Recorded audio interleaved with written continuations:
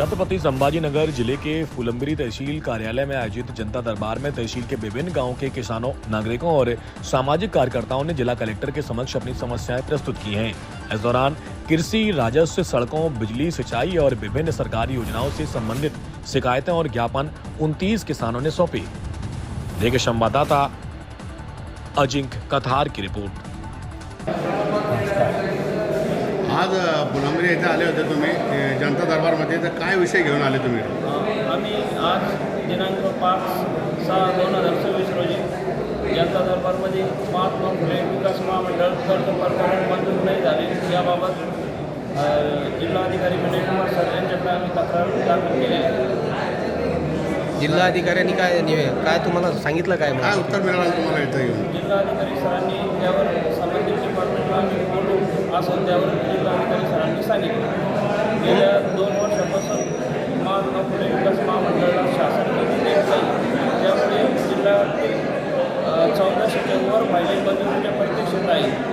तरी माझी शासनाला विनंती राहील की सदर कर्ज प्रकरणाचा विषय तात्काळ निकाली काढावा अशी मागणी। आपलं समाधान झालं का साहेबांना बोलून? समाधान ज्यावेळेस आमचे कर्ज मंजूर होईल त्यावेळेसच आमचं समाधान होईल। तुमचं नाव आणि गाव सांगा। माझं नाव आनंद गौतम बनकर, राहणार दासगाव, पोस्ट अंधारी, तालुका फुलंब्री, जिल्हा छत्रपती संभाजीनगर। बरं, काय प्रकरण होतं ताई तुमचं आज, आणि तुम्ही फुलंब्रीच्या जनता दरबारमध्ये जिल्हाधिकारी समोर आले, तर काय प्रकरण घेऊन आले तुम्ही नेमकं? काय विषय त्याचा? आम्हाला भाऊ नसून आम्ही 5 बहिणी आहे। आमची आई वडील म्हातारे याचा गैरफायदा घेऊन सुरत खूप त्रास देत आहे। आम्ही ते 2013 पासून ही मॅटर चालू आहे। आम्ही पोलीस स्टेशनला गेलो असता तिथे सांगता हे मॅटर तुमचं जे आमच्याकडे नाही आहे कोर्टात जा। पण आम्हाला म्हणजे तहसीलला बी आम्ही भरपूर वेळेस अर्ज दिली, पण आमचं म्हणजे आम्हाला न्यायच नाही मिळाला कुठेच, आणि ते अर्जसुद्धा आमचा जो अर्ज आहे।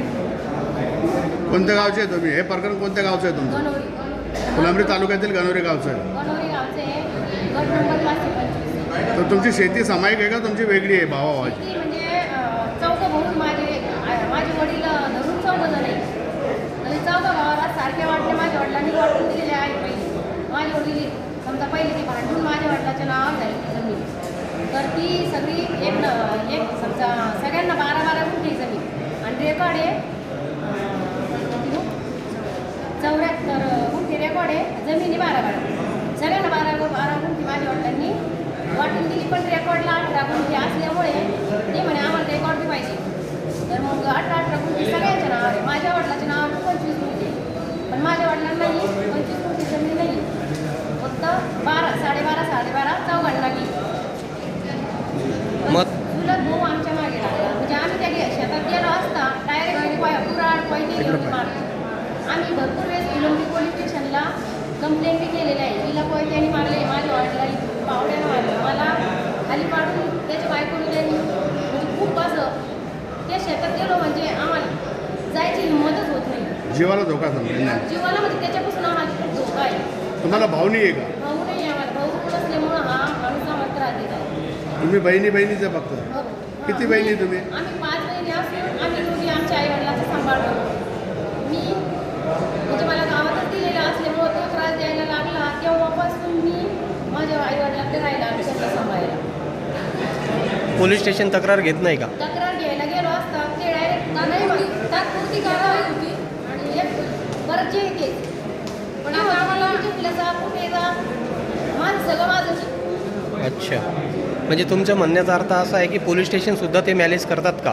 हो, त्याचा अर्थ तेच येतो। आणि इथं आमचे अर्ज पण घेत नाही आता। आणि इथं माझ्याकडे एटीएमचा निकाल असताना मी तिथे गेले असते, ते म्हणते कोर्टात जा। याच्यापूर्वी तुम्ही इथं तहसीलदार मॅडमकडे किंवा तहसीलदारकडे आले होते का? हां आलो। मग तुम्हाला याच्यापूर्वी काय उत्तर मिळालं तुम्हाला इथून तहसीलमधून? तहसीलमध्ये आले की म्हणते पोलीस स्टेशनचं काम आहे, पोलीस स्टेशनमध्ये गेले की म्हणते तुमचं शेती मॅटर आहे, हे आमच्याकडे नाही आहे, कोर्टात जा तुम्ही असं सांगा। आता तुम्ही जिल्हाधिकारी साहेबांना भेटले तर काय तुम्हाला उत्तर मिळालं ते त्याचं? म्हणाले की आम्ही तुम्हाला प्रोटेक्शन देतो, पोलीस प्रोटेक्शन आम्हाला मिळायलाच पाहिजे, आणि आम्हाला न्याय मिळालाच पाहिजे, कारण आम्हाला खूप त्रास आहे। त्या म्हणजे ही माझी बहीण गावात जर जात असली तर ती हिच्या बी मागे लागतो, माझ्यासुद्धा लागेल रेकॉर्डिंग माझ्याजवळ, व्हिडिओ शूटिंग सगळं आजच्या जनता दरबारमध्ये तुम्हाला जिल्हाधिकारी साहेबांची काय अपेक्षा आहे? मला हीच अपेक्षा आहे की आम्हाला न्याय माणसापासून आम्हाला जन्मभर धोका आहे. कारण आमचं कमी बी झालं माझ्या आईवडिलाचं किंवा आमच्या 5 बहिणीचं आमच्या मुलांचं तर आम्ही त्याचंच नाव घेऊ. त्रास देणारे नेमके तुम्हाला कोण आहे तिथं? चुलत भाऊ काय नाव त्यांचं? त्यांचं नाव सांगता येईल का? संतोष आबाजी गायकवाड. संतोष आबाजी गायकवाड. बाबाजी एकच आहे का? हो एकच तेवढा एकच मागे लागलेला आमच्या. ओके. तुमचं नाव सांगत आहे शोभा संजीव गाळे. आणि तुमचं सांगत आहे. गंगासागर पांडुरंग गायकवाड. धन्यवाद. जिल्हाधिकारी साहेबांच्या आता काय विषय घेऊन आले होते? आज आमचा सामायिक रस्ता डोंगरगाव किंवा शिवरस्त्याचा आमचा अडवणूक झाली होती रस्त्याची. आम्ही लोकवर्गणीमधून मुरुम टाकला तिथे एक 7 महिन्यापासून तहसील कार्यालयाला अर्ज देऊन सुद्धा आजपर्यंत कारवाई झाली नव्हती. म्हणून सगळे आम्ही लोकवर्गणी केली आणि आजूबाजूच्या मिरीवर लोक आणून तिथे टाकला. पण शेतकऱ्यांनी तो अडवला. म्हणून शासकीय मोजणी व्हावी आणि हद्द कायम करून सगळे आमचा शिवरस्ता मोकळा व्हावा यासाठी आम्ही इकडं आलो. पुणेगावचं. कोणत्या गावाचे आहात तुम्ही? पाचवी तालुका फुलंब्री जिल्हा छत्रपती संभाजीनगर. माझं नाव गणेश भगवान जाधव. किती जण आहे तुम्ही त्याच्यात? आम्ही शेतीमध्ये आज तरी 15-20 जण निवेदन घेऊन आलो होतो. पण 100 लोक आहेत त्या रस्त्याने जाणारे येणारे शिवरस्ता आहे. याच्यापूर्वी ह्या जनता दरबारपूर्वी तुम्ही इथे तक्रार केलेली होती का तहसीलमध्ये? अर्ज दिला होता 7 महिन्यापूर्वी. काय समाधान, काय तुम्हाला उत्तर नाही मिळालं काही काही? कमी मिळाले. आज जिल्हाधिकारी साहेबांसमोर आलो. त्यांनी सांगितलं की बुधवारपर्यंत मोजणी होईल तुमच्यामध्ये. मोजणीच्या अधिकाऱ्यांना पण त्यांनी जागेवर सांगितलं, पत्र दिलं की बाबा यांची सरकारी मोजणी विनाशुल्क आकारण्यात यावी. एकंदरीत तुम्हाला समाधानकारक उत्तर मिळाले तर? हो आजपर्यंत मिळाले. आता पण पुढे बघू आता होतं की नाही होतं.